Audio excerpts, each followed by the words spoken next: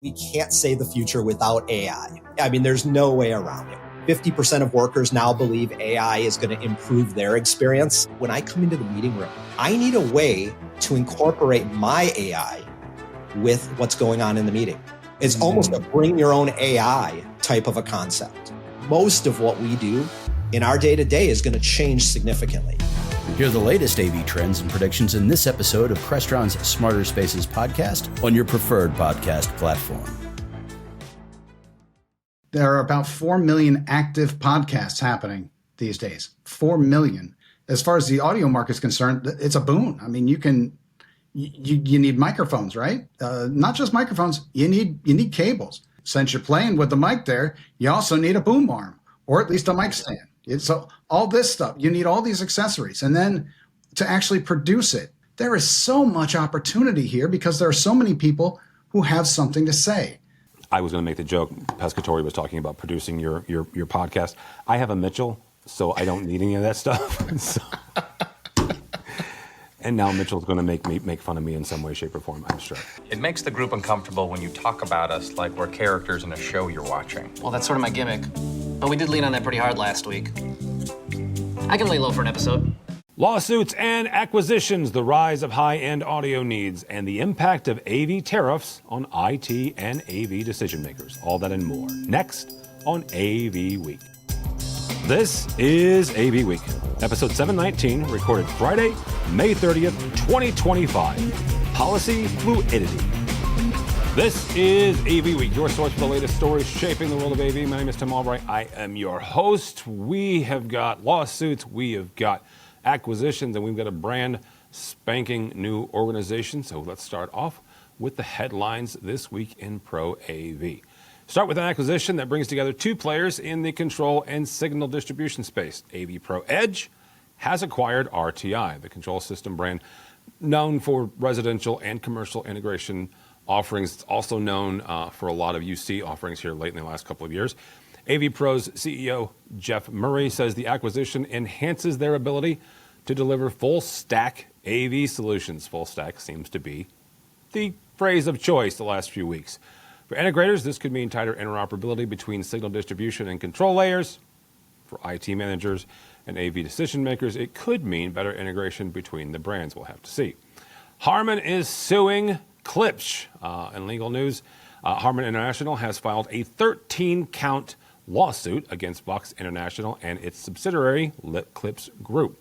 Suit alleges misappropriation of trade secrets and breach of contract involving former Harman employees now working at Klipsch.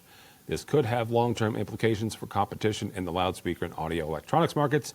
We will have to watch this one closely, especially for any ripple effects in product developments or partner relationships. Brand new, AV Group, a coalition of 6 AV manufacturers, BrightSign, Legrand AV, Panasonic, Shure, Sony, and Excite, have launched the Open AV Initiative.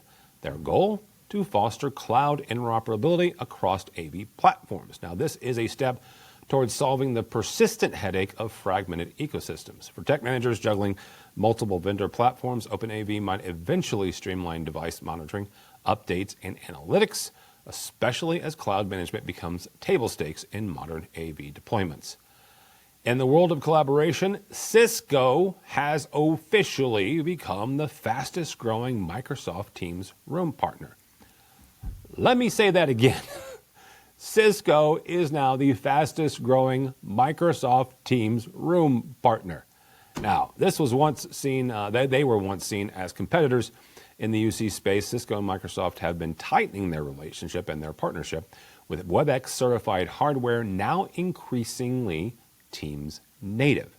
This trend reflects the growing push for hardware flexibility and hybrid friendly meeting environments. For IT directors planning room upgrades, Cisco's growth here could signal some serious traction in Teams-based deployment.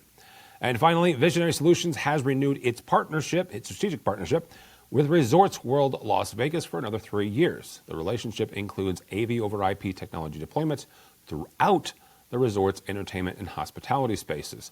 If you've ever been to Resorts World and you've seen, quite frankly, one of the most impressive display technologies on the Las Vegas Strip, it is a sight to behold. Visionary's continued presence at a high-profile venue like Resorts World reinforces the demand for scalable network AV infrastructures in large format environments. That's a quick look at what's happening across the AV landscape this week. Stick around. Coming up next is our roundtable discussion, where we're going to dig into the impact of AV tariffs, the rise of high-end audio in corporate and higher ed, and much more. This is AV Week. All right, welcome back. Now we bring in our fantastic roundtable with us to discuss the news and information that we have gathered. First and foremost, Jason Haney from Q2. Welcome, sir. Thanks, sir. Good to see you as always. Last time we talked to Jason, he has been to India and back, I believe, since the last time we talked. So that was a really cool project that he had there. Also with us is one of the very few PhDs I get to introduce like this, Dr. Mark Pescatori from SCN. Welcome, sir. Thank you, sir. Happy to be here. Good to see you. SCN stands for System Contractor News, of course, and several articles a year that is a stalwart of the industry, including the SCN Top 50 that happens every December, not December. So we're going to talk about InfoComm. We're going to look at AV tariffs, quite frankly, as InfoComm is coming down the pipeline. By the time you listen to this, it will be 1 week away. And the AV industry, quite frankly, is still grappling with the implications of, I'm going to say, newly imposed tariffs, but at this point, they're kind of already there and they're not, and I'll explain that in a second. Major manufacturers like Crestron have introduced a 5% tariff, which is the current one, on all hardware items. They started that May 1st.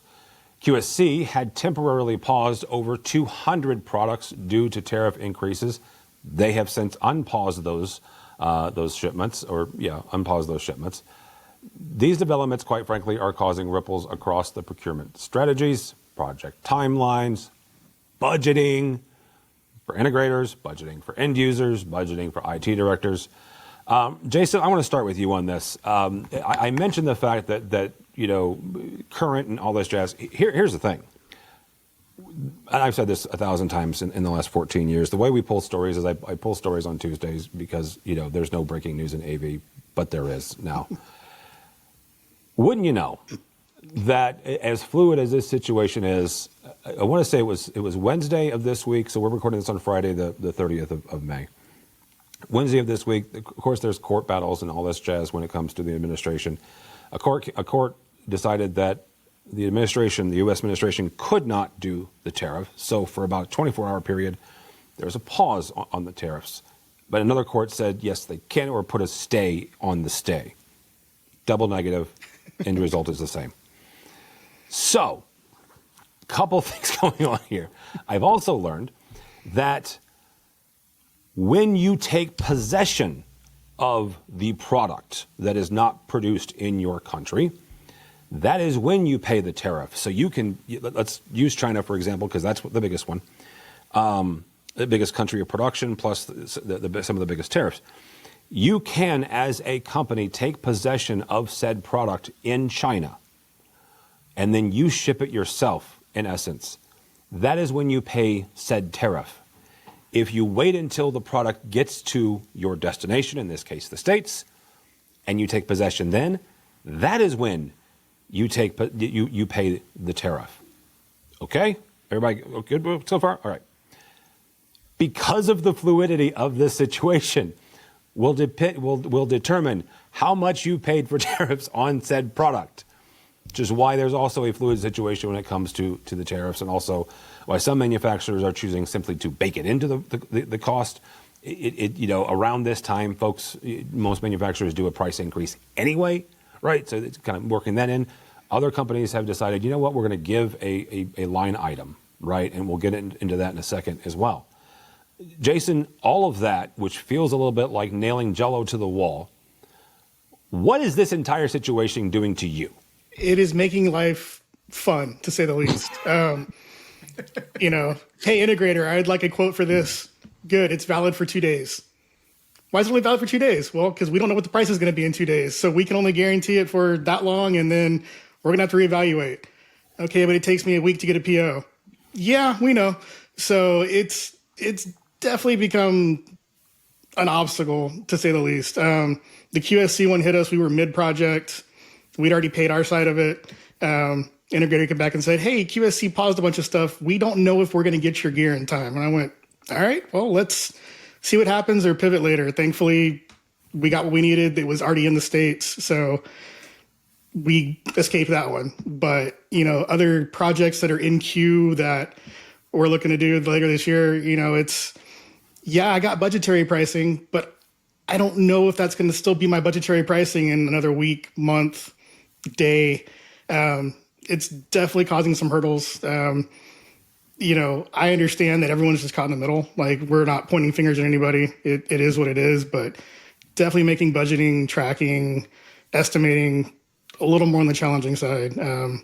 Where we used to try to get prepared months in advance and get budgetary quotes and stuff. Now we're having to wait till, we know I can pull the trigger on a project before I'm even reaching out for that initial quote. So it's that brings up a really good question. It feels like, and I want you to answer this question here. It feels like it has changed. It's changed your procurement process. 100%. Yeah. 100%. Interesting. Granted, we get our budgets at the beginning of the year, so we have some flexibility in making the changes we need to, but it's still, anytime we're coming up against a tariff, anything, I've requested all my vendors that I purchase from, I want a line item that shows this is how much I'm paying extra in tariffs. I think it's going to help. Our procurement hasn't asked for that. I just think it's nice to see, last year we paid this year we paid this, and we paid this because this line item on here is the tariff charge. I think it's going to help our accounting side just keep a running total, at least from our stuff, of how much extra we've had to pay this year, so we can front load it in next year if we need to, if this stuff keeps going, if tariffs keep bouncing around like they are, at least we can be a little more prepared. This year we didn't budget for tariffs. We didn't budget for the increase. So it's, I've got X number of dollars to work with this year. I'm going to try to stay within that budget. I don't like going over budget, but it's definitely making things challenging, not just in the AV world. I'm over our procurement for our laptops for our end users. So, working with Dell, working with Apple, it's constantly a fluid state of, well, put the order in and we might get a tariff charge. We might not. We'll let you know. So it's been definitely a challenging thing from all sides. Definitely made communication much faster between everybody because everyone wants to stay on the same page. So it has helped in some aspects. Other aspects, it's definitely a hurdle. Here's my hope for you is that speed stays. It'd be great. Yeah. That sounds like a good idea. That sounds like a good thing. Horrible reason why it happened. Exactly. Like a good thing. For those of us who aren't on the front lines, how much does this actually translate into real dollars for a project? So far, we haven't nothing has been hit by a tariff yet. It was all the potential of getting hit with a tariff. No. So I actually haven't, nothing that we've had to order recently has actually gotten hit with a tariff increase yet. But we've had to do all the prep work to make sure that, if our order of laptops does get hit by a tariff, I want it called out that we had to raise our PO amount by X number of dollars because of the tariff. We've got some pending projects that are upcoming.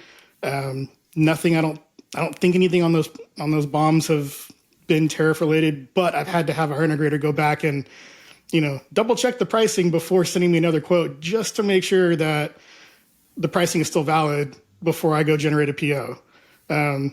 It's frustrating if I go generate a PO and I'm like, yep, here's the PO, here's the order, go, and he's like, they'll come back and go, well, that PO is no longer valid. We need to adjust your pricing again. I'm like, okay, so I got to go back to accounting, adjust PO, get it re-verified, get it reapproved. And, processes take what the processes take. I can call in favors. I can ask for, hey, I need this approved right now. I know it's at some point I run out of favors, and our AP department is great, but I know sometimes they're tired of hearing from me too. So.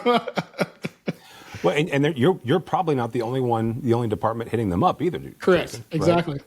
Right? Yeah. This is where I point out, because the article that Mitchell's going to put a link to is the one that I wrote, but I referenced several, including AV Network and our friends over at Commercial Integrator, because they've got some information that I didn't have. And Jason's at a private company, right? He's at a corporation. There have been stories relayed to me that in higher education, they're actually asking for the opposite of what you're asking for, Jason. They don't want to see the word tariff because certain funding mechanisms are not approving the word tariff when it comes to POs. So for various, probably, whatever reasons. So it's interesting that you guys are asking for it, quite frankly, so you guys can keep track of it, right? Yeah, it's more just an accounting thing. Just we'd like to reference at the end of the year. All right, we went over budget because most likely this line item. This is what drove it. It wasn't anything we did or we overspent here that we didn't account for. It was we got hit with tariffs, and I can point that I went X number of dollars over budget because we had to deal with tariff issues. So in talking with a couple of integrators that I know, I will give you two sides of the argument. One is the salesperson wants you to know, right? Yep. How much extra your job costs because of tariffs, because that way they can pass the blame, but it's a legitimate blame, but still pass the blame. The accounting department doesn't want to see it because they don't have the word tariff in their accounting software. Right. Exactly. Which is a whole nother issue. Pescatore, as I mentioned, we're posting this, and I wanted to cover this as close to InfoComm as possible. But from what you're seeing and what you're reading and what your ear to the ground is, what is the long-term effect of not just the tariffs, but again the fluidity, which is Tim's nice way of saying the crap show of the tariff going back and forth and back and forth. What is the long-term effect of that on the industry? What's going to be the effect on InfoComm in a week's time, and on not just people like Jason, but manufacturers and integrators as well? Well, first, I got to congratulate you. AVNation's got that list. You're trying to keep track of all the tariffs going on. That is a labor. I won't say it's a labor of love. Well, it's not. But it is definitely labor and very intense. And good on you for trying that. All right. First, I got to tell you, I am not an economist. I do have a balanced checkbook, and if I can do a little humble brag here, the 10 shares of Coca-Cola that I have in my Robinhood, doing real well for me. Look, the fact of the matter is, none of us heard the word tariffs pretty much since high school civics anyway, and then all of a sudden, not to pull out the old Forrest Gump, but just like that, everyone was a forensic accountant. The fact is, tariffs are a tax. Yeah. And they're not new. I did a little research for you, Tim.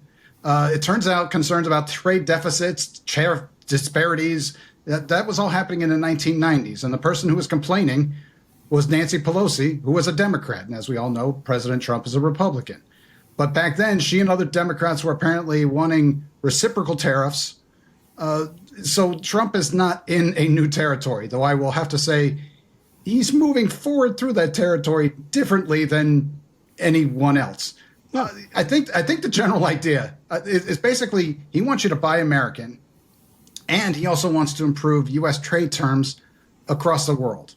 And it's also important, I think, to point out that it's not necessarily a tax on the whole product, but sometimes it's just a tax on components of that product. Yep. Now, I'm not sure personally if I have a problem with tariffs as a negotiating tactic. Look, I'm not going to sit here and try and say I understand the economic policies of President Trump or President Biden or President anyone before them. But I will say that policy fluidity breeds uncertainty. That's my line. That's my big line for you, Tim. Policy fluidity breeds uncertainty. And uncertainty is impacting industries like Pro AV because we rely so heavily on foreign components. So you're asking me about the long term? Well, I go back to, believe it or not, the supply chain. Audinate. Yeah. These are the guys who make Dante. What did they do? They couldn't get all the components. They suddenly started shifting to SaaS, or software as a service. I think other companies are going to move to embrace these cloud solutions when possible. So in the long term, this might spark innovation. But right now, it's just sparking an overabundance of caution. I think I referenced this on one of the AV weeks between now and when I did this panel. I did a panel at PSNI, our friends at PSNI, and it was with three fantastic CEOs, right? And Rashiska from BIAM, Mark, which I know you know. We were talking about tariffs, and the panel happened to be on April 2nd, the day of liberation. Oh, and it was before then, right? And I simply asked, I said, what do you want? Like what would I ideal here? And Rashid said this, and he echoed telegraphed your statement there, Mark. He said, I don't care what the tariff is. I don't care. I just want it to be stable. I cannot live in a world of uncertainty. None of us can, because it's that uncertainty that's going to breed the stagnation of an industry of AV, because none of us can tell you what a widget will cost tomorrow. To Jason's point, if a quote is good for 2 days, for 48 hours, and Jason's process takes a week, and I'm putting words in Jason's mouth, but it takes a week to get through accounts payable, that is an untenable situation. So to echo what Rashid said, I don't care what the tariff is. I don't care what the tax, I don't care what the cost is, but make it stable, right? Give me a year, give me 6 months of stability, so then we can make decisions as an industry, so the manufacturing can make decisions, so folks like Jason can make a decision, so integrators can make a decision on X, Y, and Z moving forward. Yeah, and you're right, I'm not a tariff expert either, but I lean on a little bit what you said, Mark, there about the uncertainty, and also what Rashid's like, give us stability, then let us make our decisions, right? I mean, Jason, you must be pulling your hair out. It's got to be so difficult to do your job with this extra layer of aggravation. It has its challenges. It really does. But I'm all for that exact statement. Make it stable. Yeah. If you want to put a tariff on, just put the tariff on and let us get on with our lives. But this, oh, you have tariffs. Oh, no, they're paused. Oh, they're unpaused. Oh, no, they're repaused. No, we're not going to take them away. No, we're going to put it back. No, we're going to change the value. It's Jello to a tree, like you said, Tim. Like it really is. And I kind of feel bad, the number of emails I send back and forth between me and our integrator. I'm like, all right, check this one real quick. I'm submitting it right now if you tell me it's good. I'll get back to you. And then, they got to check it. Well, that takes another day. I'm like, okay, well, I'm going to resubmit it now. It's back and forth. And it's thinking because it causes more busy work than anything else. Trying to get everything lined up, making sure we're on the same page, making sure that by the time I can issue a PO, everyone's going to be happy with the money being transferred, and no one's getting left out in the cold with extra, $1,000 of a charge that someone's got to pick up somewhere. So, yeah, stability would be fantastic. I like that. All right. Last story from Mark's fantastic AV network. Podcasting, what is that? The landscape is experiencing exponential growth with over 4.4 million podcasts as of 2025, and projections indicating the market could reach 131 billion in advertising dollars. By the way, none of us are. Well, I'm not a millionaire. How about that? Joe Rogan's a millionaire. By 2030, this surge is driving demand for user-friendly, high-quality audio equipment. Manufacturers like Sennheiser, Shure, quite frankly, Rode, are responding with products tailored for content creators. Sennheiser's got a brand new USB microphone. Of course, Shure's got several, including their new MV7i, a USB-connected microphone that actually has a secondary input that you can kind of daisy chain through. All sorts of different options. The other thing this is driving is it driving high-end audio production in both corporate and higher ed, because you've got a number of manufacturers, you've got a number of corporations, both Fortune 500 as well as colleges and universities, creating their own content. And if you want to grab me at InfoComm, I'll give you a dissertation on the reasons why. But the bottom line is they control their own narrative, right? They're not reliant on anybody else to tell their story. They can tell their story, and that's a very powerful thing from a marketing and communications point of view. But Mark, I'm going to start with you since this is your article. What do you think the rise in podcasting and the professional grade equipment? Where do you think that takes the industry? Well, first I gotta congratulate James Careless. He's the guy who wrote the piece. He did a really great job, and he got these statistics from Demand Sage. So I'll reiterate what you said. There are about 4 million active podcasts happening these days. 4 million. And they also estimate this year there will be 584 million podcast listeners. And those podcast listeners are averaging about 7 hours a week. Yeah. This is big business. This is a place to make some money. As far as the audio market is concerned, it's a boon. I mean, you can you need microphones, right? Not just microphones, you need cables. Now, some are XLR. A lot of people are going USB-C, but you need cables. And since you're playing with the mic there, you also need a boom arm or at least a mic stand. So all this stuff, you need all these accessories. And then to actually produce it, I did a couple reviews a couple of years ago. The Focusrite Vocaster 2. It's an audio interface. It's fantastic. And A10 has the Mic Live podcast audio mixer, also fantastic. And here's the thing, they're reasonably priced. There is so much opportunity here because there are so many people who have something to say. The best lessons from the article that I would want to share is, number one, you got to make it sound good and you got to make it affordable. Now, here is what you talked about. This is the profile mic from Sennheiser. That's it. It's a little guy. It's great. It stays on my desk all the time. It has its own built-in stand. You can pull that off, put it on a boom arm. And here's the catch. Sounds great. It's less than $120. And you can buy it on Amazon. You don't have to go to a specialty store to make that happen. And the other lesson would be you got to keep it simple.